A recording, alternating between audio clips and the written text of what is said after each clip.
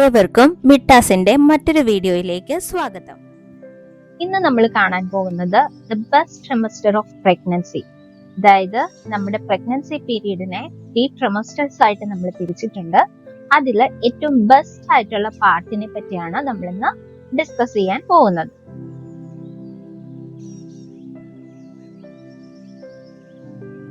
പതിമൂന്ന് മുതൽ 27 അല്ലെങ്കിൽ 28 ആഴ്ച വരെയുള്ള പ്രഗ്നൻസി പീരീഡിനെയാണ് നമ്മൾ സെക്കൻഡ് ട്രിമസ്റ്റർ ഓഫ് പ്രഗ്നൻസി എന്ന് പറയുന്നത്. ഈ ഒരു ടൈം പീരീഡിനെ the best part of pregnancy എന്ന് വേണമെങ്കിൽ നമുക്ക് വിശേഷിപ്പിക്കാം. ഈ ഒരു സെക്കൻഡ് ട്രിമസ്റ്റർ തുടങ്ങുന്ന സമയത്തേക്ക് നമ്മുടെ മോർണിംഗ് സിക്നസും ഫറ്റീഗും ഒക്കെ ഏറെക്കുറെ മാറി നമ്മളൊന്ന് ഓക്കെ ആയി എന്ന് ചിന്തിച്ചു തുടങ്ങുന്ന സമയമാണ്. അതുപോലെ തന്നെ ഒരു ഇനീഷ്യൽ പീരീഡിൽ നമുക്ക് ഉണ്ടാവുന്ന ആൻസൈറ്റിയും കാര്യങ്ങളും ഒക്കെ ഏറെക്കുറെ പ്രഗ്നൻസി എന്നത് ഇതാണ്, എന്റെ ബോഡി ഇങ്ങനെയൊക്കെയാണ് ചേഞ്ച് ആവുക എന്ന് നമ്മൾ റിയലൈസ് ചെയ്ത് തുടങ്ങുന്ന ഒരു സമയം കൂടിയാണ് സെക്കൻഡ് ട്രിമസ്റ്റർ. അതുപോലെ തന്നെ നമുക്ക് ആ ഒരു സമയമാകുമ്പോഴത്തേക്കും കുറച്ച് വിശപ്പൊക്കെ വന്ന് തുടങ്ങും, ഫുഡൊക്കെ കഴിക്കാൻ തുടങ്ങും. അപ്പൊ നമുക്കൊരു എനർജി ഒക്കെ ഫീൽ ചെയ്ത് തുടങ്ങും. അതായത് ഒരു ബാക്ക് ടു നോർമൽ ലൈഫിലേക്ക് നമ്മൾ വന്നു തുടങ്ങും. അതോടൊപ്പം എക്സൈറ്റിംഗ് ആയിട്ടുള്ള ഒരു കാര്യം, നമുക്ക് ഒരു 18 തൊട്ട് 20 ആഴ്ചയൊക്കെ തുടങ്ങുമ്പോഴത്തേക്കും നമ്മുടെ ബേബിയുടെ മൂവ്മെന്റ്സ് ഫീൽ ചെയ്ത് തുടങ്ങും. ഒരു ഗ്രോ ആയ ബേബിയുടെ ഫീലിങ്സ് പോലെ അല്ല, ചെറിയ ചെറിയ ടിംഗ്ലിംഗ് ഫീലിങ്സ് ഒക്കെ ആയിരിക്കും ആദ്യം ഉണ്ടാവുക.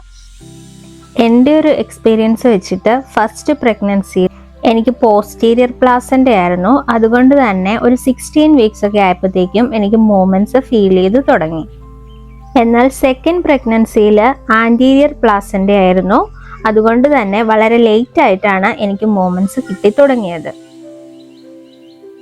ഞാൻ പറഞ്ഞു വന്നത് എന്താണെന്ന് വെച്ചാൽ, ഓരോ വ്യക്തിയുടെയും പ്രഗ്നൻസി ഡിഫറെന്റ് ആണ്. അതുപോലെ തന്നെ ഓരോ വ്യക്തിയുടെയും ഫസ്റ്റ് പ്രഗ്നൻസി പോലെ തന്നെ ആവണമെന്നില്ല സെക്കൻഡ് പ്രഗ്നൻസി.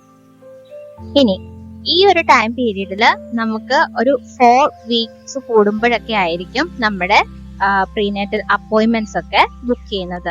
അത് ഡിപ്പെൻഡ്സ് ഓൺ ദ പ്രൊവൈഡർ കൂടിയാണ്. അപ്പം അവരെന്താണോ നമ്മളോട് പറയുന്നത് അതനുസരിച്ചിട്ട് നമ്മൾ ഫോളോ അപ്പും കാര്യങ്ങളും ഒക്കെ കണ്ടിന്യൂ ചെയ്യുക. അതുപോലെ തന്നെ നോർമൽ പ്രഗ്നൻസി ആണോ ഹൈ റിസ്ക് പ്രഗ്നൻസി ആണോ എന്ന് ഡിപ്പെൻഡ് ചെയ്തിട്ടും കൂടി ആയിരിക്കും എത്ര ഫ്രീക്വന്റ് ആയിട്ട് നമുക്ക് അപ്പോയിന്റ്മെന്റ്സ് വേണം, മോണിറ്ററിങ് വേണം എന്നൊക്കെ തീരുമാനിക്കുന്നത്. സെക്കൻഡ് ട്രിമസ്റ്ററിൽ നമ്മുടെ ബോഡിയിൽ എന്തൊക്കെ ചേഞ്ചസ് ആയിരിക്കും നമ്മൾ എക്സ്പെക്ട് ചെയ്യേണ്ടത്? നമുക്കറിയാം, യൂട്രസിന്റെ ഉള്ളിലാണ് ബേബി ഗ്രോ ചെയ്യുന്നത്. അപ്പോ നമ്മുടെ ബേബി വളരുന്നതിനനുസരിച്ച് യൂട്രസും സ്ട്രെച്ച് ചെയ്യാൻ തുടങ്ങും. അതുപോലെ തന്നെ ഗ്രാജുവലി നമ്മുടെ ബെല്ലി അപ്പിയർ ചെയ്ത് തുടങ്ങും. ഓരോ വ്യക്തികളുടെയും പ്രഗ്നൻസി ഡിഫറെന്റ് ആണ്. അതുപോലെ തന്നെ ഓരോ പ്രഗ്നൻസിയും ഡിഫറെന്റ് ആണ്.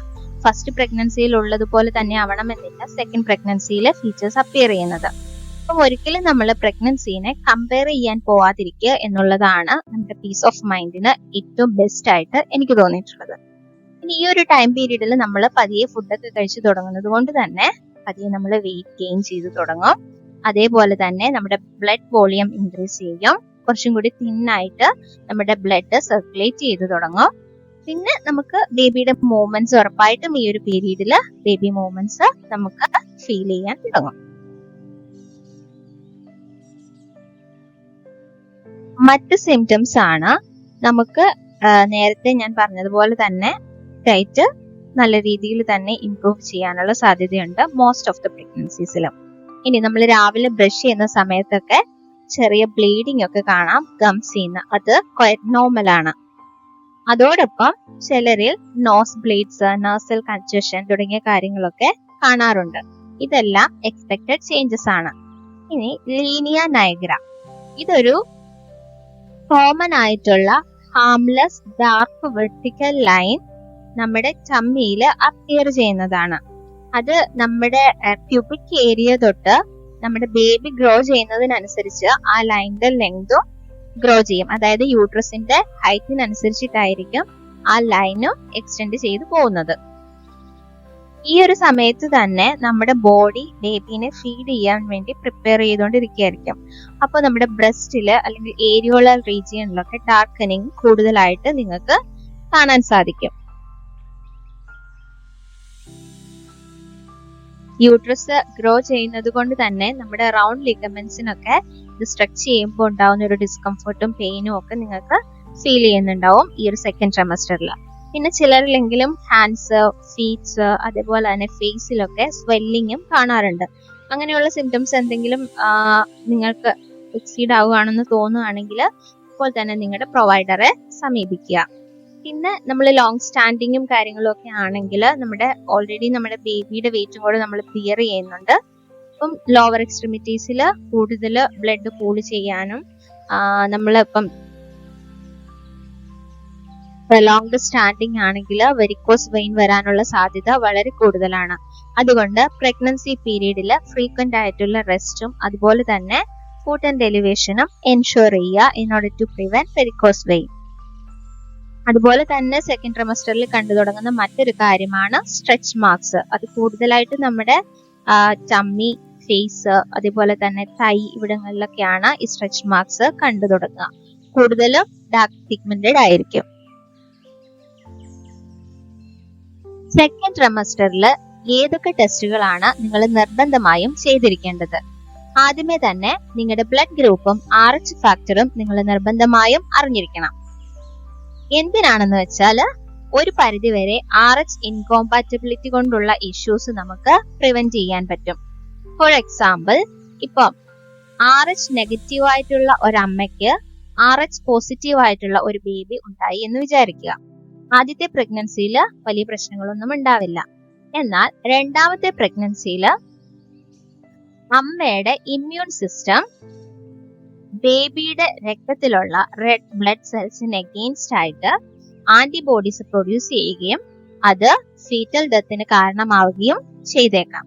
അതുകൊണ്ട് നേരത്തെ നമ്മൾ ഈ ഇൻകോമ്പാറ്റബിലിറ്റി ഡിറ്റക്ട് ചെയ്യുകയാണെങ്കിൽ ആന്റി-D ഇഞ്ചക്ഷൻ കൊടുത്ത് ഇങ്ങനെയുള്ള പ്രശ്നങ്ങൾ പ്രിവെന്റ് ചെയ്യാൻ വേണ്ടിയിട്ടും ഫർദർ ഇഷ്യൂസും മെന്റൽ ട്രോമയും പ്രിവെന്റ് ചെയ്യാൻ വേണ്ടിയിട്ടും സഹായകമാകും. രണ്ടാമത് വളരെ എക്സൈറ്റിംഗ് ആയിട്ടുള്ള ഒരു കാര്യം 20 വീക്സിലെ സ്കാനിങ് ആണ്. ബേസിക്കലി ഇത് അനോമാലി സ്കാനിങ് ആണ്.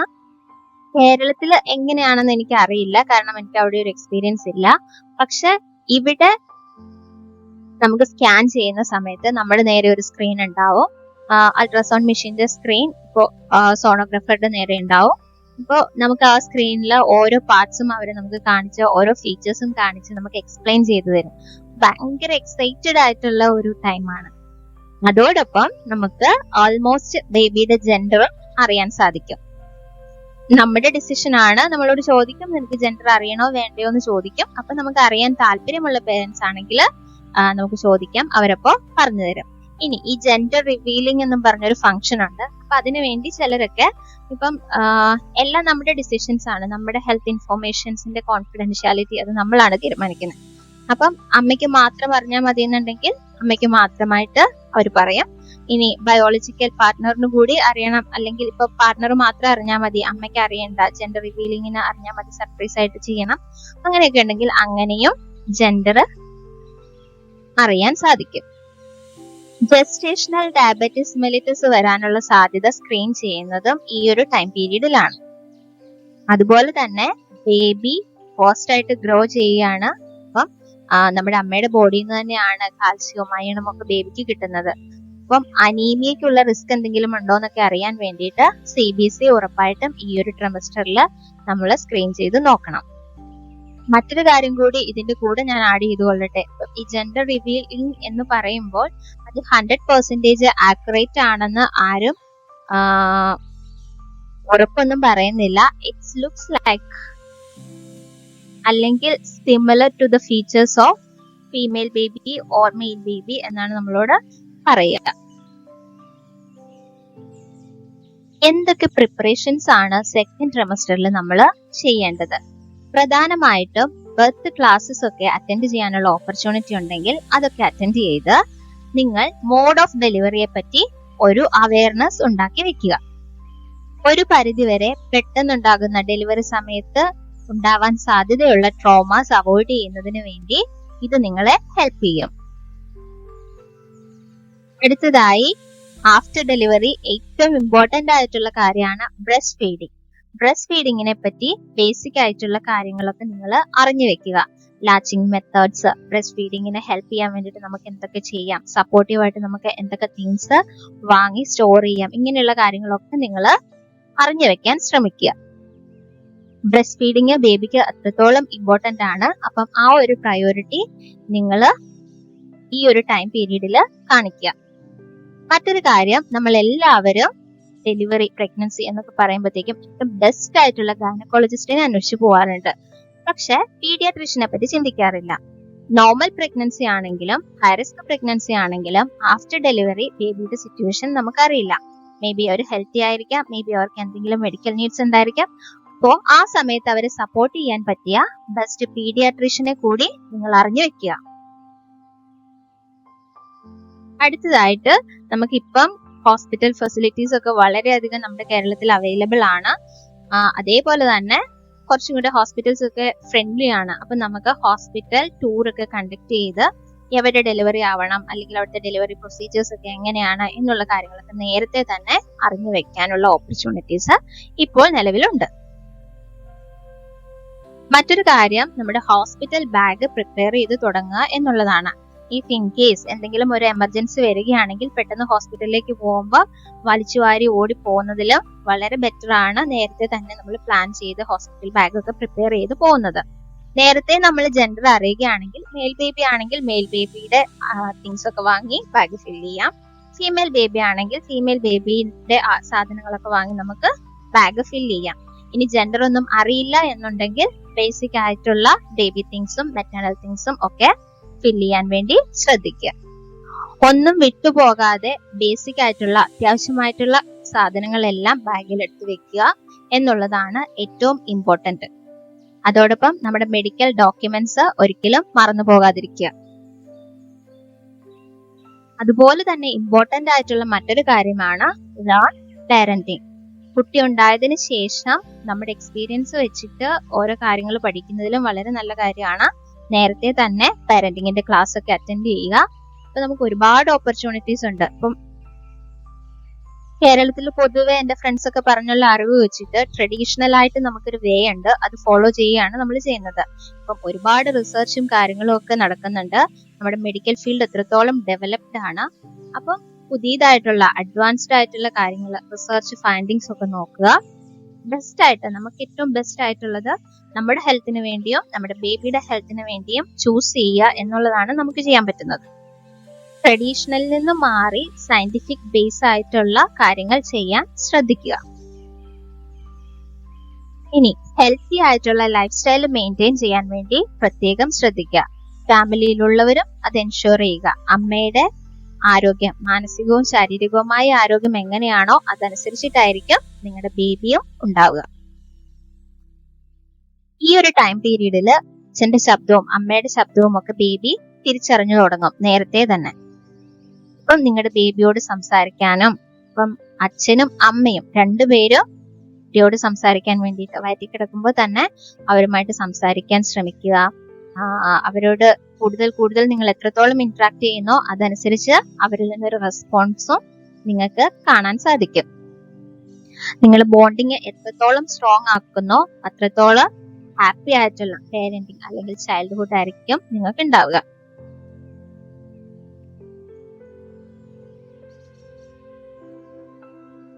ഫസ്റ്ററിൽ നമ്മൾ മെയിൻ ആയിട്ടും അവോയ്ഡ് ചെയ്യേണ്ട കുറച്ച് കാര്യങ്ങളുണ്ട്. അൺകുക്ക്ഡ് ആയിട്ടുള്ള മീറ്റ്സ് കഴിക്കാതിരിക്കുക.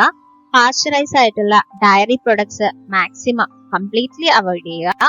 പിന്നെ ഹൈ ഇൻ മെർക്കുറി കണ്ടന്റ് ഉള്ള ഫിഷ് ഐറ്റംസ് ഉപയോഗിക്കാതിരിക്കുക. കംപ്ലീറ്റ് ആയിട്ട് സ്മോക്കിങ്, ബിവറേജസ് കണ്ടെയ്നിങ് ആൽക്കഹോള്, അതേപോലെ തന്നെ റിക്രിയേഷണൽ ഡ്രഗ്സ് ഒക്കെ അവോയ്ഡ് ചെയ്യുക. സ്മോക്കിംഗ് എന്ന് പറയുമ്പോൾ നിങ്ങൾ തന്നെ സ്മോക്ക് ചെയ്യണമെന്നില്ല, തൊട്ടടുത്ത് നിൽക്കുന്ന ആള് സ്മോക്ക് ചെയ്താലും മതി. നിങ്ങളിപ്പം സയൻസ് ഒക്കെ ഇത്രത്തോളം അഡ്വാൻസ്ഡ് ആണ്, നിങ്ങൾക്കറിയാം സ്മോക്ക് ചെയ്യുന്ന ആളെക്കാൾ കഷ്ടമാണ് ആ സ്മോക്ക് പുറത്തുനിന്ന് അറ്റ്മോസ്ഫിയറിൽ നിന്ന് വീണ്ടും ശ്വസിക്കുന്ന ആൾക്കുണ്ടാകുന്നത്. അപ്പം ഇങ്ങനെയുള്ള സിറ്റുവേഷൻസിൽ നിന്നൊക്കെ മനഃപൂർവ്വം മാറി നിൽക്കുക. ഇതുപോലെ തന്നെ അവോയ്ഡ് ചെയ്യേണ്ട മറ്റൊരു കാര്യമാണ് അറിഞ്ഞുകൊണ്ട് നിങ്ങൾ ഇൻഫെക്ഷൻസ് ഉള്ള സാഹചര്യത്തിലൊന്നും പോയി എക്സ്പോസ് ആവാതിരിക്കുക. അതേപോലെ നിങ്ങൾ lying on your back maximum avoid ചെയ്യുക. എന്ന് പറഞ്ഞാൽ നിങ്ങളിപ്പോൾ രാത്രി ഉറക്കത്തിൽ എഴുന്നേൽക്കുമ്പോൾ നിങ്ങൾ ബാക്കിലോട്ടാണ് കിടക്കുന്നത് എന്ന് പറഞ്ഞിട്ട് തന്നെ ആൻഷ്യസ് ആവുകയോ വരീഡ് ആവുകയൊന്നും ചെയ്യേണ്ട ആവശ്യമില്ല. നിങ്ങളുടെ ബോഡിക്ക് ഒരു ഡിസ്കംഫോർട്ട് ഫീൽ ചെയ്യുമ്പോൾ ഫിസിയോളജിക്കലി നിങ്ങളുടെ ബോഡി ട്രിഗർ ചെയ്യും. നിങ്ങളത് അറിയുന്ന സമയത്ത് സൈഡ് ലൈങ് പൊസിഷനാണ് എപ്പോഴും നമ്മളെ ബ്ലഡ് സർക്കുലേഷനും ബേബിയുടെ ഹെൽത്തിനും ഒക്കെ നല്ലതായിട്ടുള്ളത്. വർക്ക് റിലേറ്റഡ് ആയിട്ടുള്ളതോ ഫാമിലി റിലേറ്റഡ് ആയിട്ടുള്ളതോ ഒക്കെയായ സ്ട്രെസ് അവോയ്ഡ് ചെയ്യുക എന്നുള്ളത് പ്രഗ്നൻസിയിൽ വളരെയധികം ഇമ്പോർട്ടന്റ് ആണ്. എപ്പോഴാണ് നിങ്ങൾ എമർജൻസി ആയിട്ട് മെഡിക്കൽ ഹെൽപ്പ് സീക്ക് ചെയ്യേണ്ടത്? പെട്ടെന്ന് നിങ്ങൾക്ക് ബ്ലീഡിംഗ് ഉണ്ടാകുന്നു, ഷോർട്ട്നെസ് ഓഫ് ബ്രെത്ത് അല്ലെങ്കിൽ ബ്രീത്തിങ് ഡിഫിക്കൽറ്റി ഉണ്ടാകുന്നു, സിവിയർ ക്രാമ്പ് അല്ലെങ്കിൽ പെയിൻ എസ്പെഷ്യലി ഓൺ ലോവർ ചമ്മി അല്ലെങ്കിൽ ലോവർ ബാക്ക് കണ്ടിന്യൂസ് നിങ്ങൾക്ക് ഫീൽ ചെയ്യുകയാണെങ്കിൽ ഉടനെ തന്നെ നിങ്ങൾ ഡോക്ടറുടെ സഹായം സീക്ക് ചെയ്യുക. ഇനി frequent tightening on the lower belly, അതുപോലെ തന്നെ നമുക്ക് ഈ പെയിൻ ഒക്കെ ഉണ്ടാകുന്ന സമയത്ത് നമുക്ക് പാരസിറ്റമോൾ ട്രൈ ചെയ്ത് നോക്കാം.